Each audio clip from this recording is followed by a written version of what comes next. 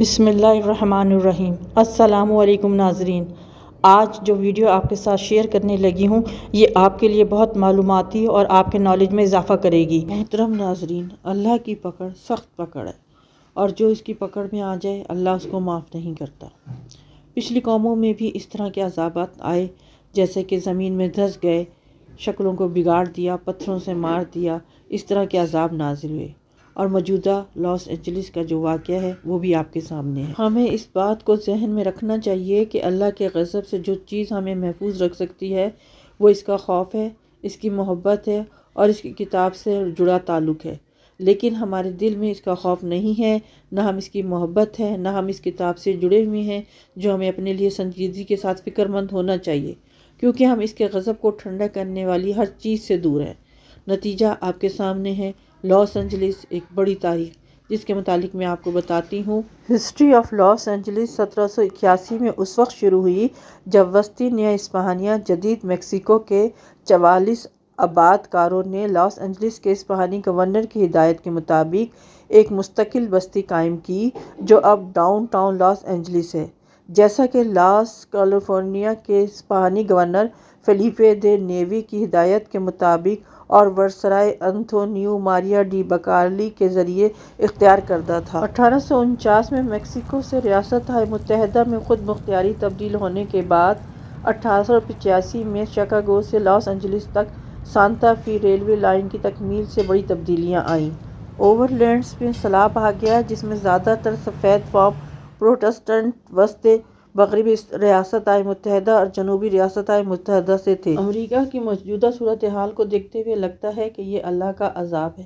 ہو سکتا ہے آپ میری رائے سے اختلاف کریں، لیکن ناحیتے فلسطینیوں کے ساتھ جو ظلم و ستم ہوا اس میں امریکہ چاہتا تو لوگ اسرائیل کو روک سکتا تھا اور مسلمانوں پر ظلم و تشدد نہ کیا جاتا۔ امریکہ کی موجودہ صورتحال کو دیکھتے ہوئے لگتا ہے کہ یہ اللہ کا عذاب ہے۔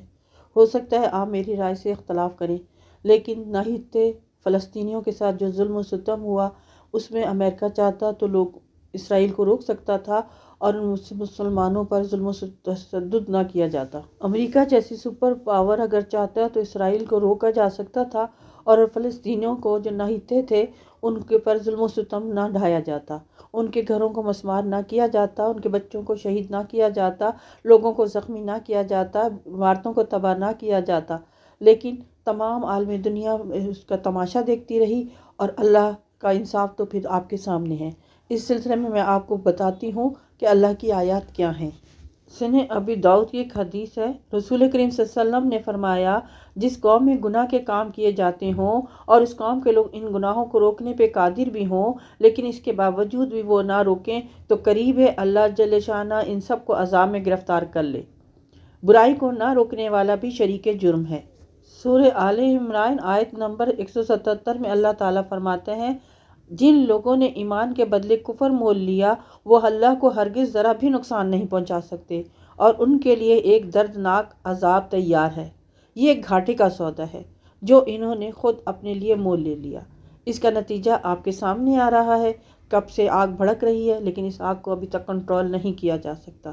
تو یہ گھاٹے کا سودا کس نے کیا؟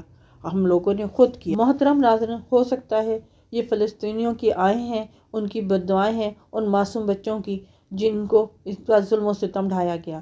اللہ تعالیٰ قرآن شریف میں فرماتا ہے سورہ ہود میں 106 اور آیت نمبر 107 میں، جو بدبخت ہوں گے وہ دوزخ میں ہوں گے جہاں ان کو چیخنے چلانے کی آوازیں آئیں گی، یہ اس میں ہمیشہ ہمیشہ رہیں گے جب تک آسمان اور زمین قائم ہیں۔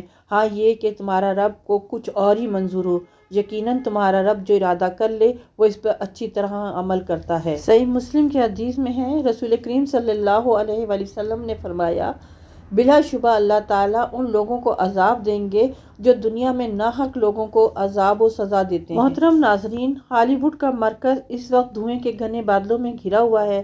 آپ سڑکوں کے ارد گرد قطار میں لگے کھجوروں کے قد آور درختوں کو تنوں کو نہیں دیکھ سکتے۔ ہر جانب افراتفری ہے، لوگ اپنی شرٹوں میں چہرے ڈھانپ رہے ہیں کیونکہ وہ سانس نہیں لے سکتے۔ اکثر افراد اپنے ساتھ بیگ سوٹ کیسز لیے پھر رہے ہیں تاکہ وہ کسی محفوظ مقام پر جا سکیں۔ ان میں کچھ نہ کچھ پاجامے پہنے ہوئے ہیں اور بظاہر وہ ایسے لگ رہے ہیں کہ انہیں اس صورتحال پر یقین نہیں آ رہا۔ امریکی ریاست کیلیفورنیا کے شہر لاس اینجلس کے جنگلات میں منگل سے لگی آگ پر ابھی تک قابو نہیں پایا جا سکتا۔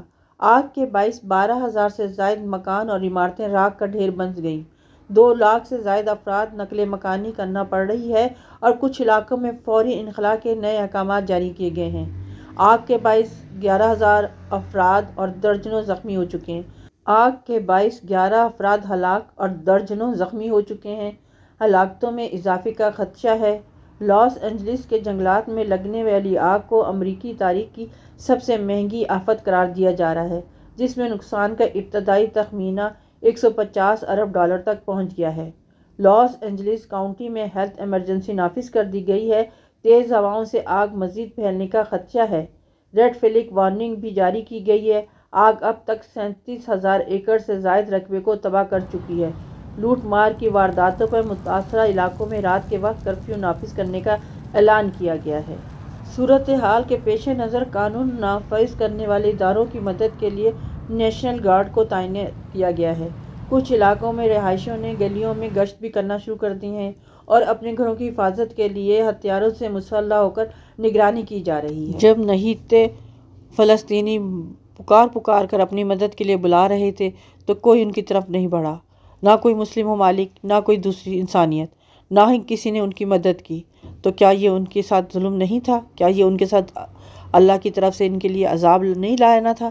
ایسا ہونا ہی تھا، کیونکہ اللہ کا انصاف تو بہت کامل ہے اور اس پہ کسی قسم کی کوئی پکڑ نہیں ہے۔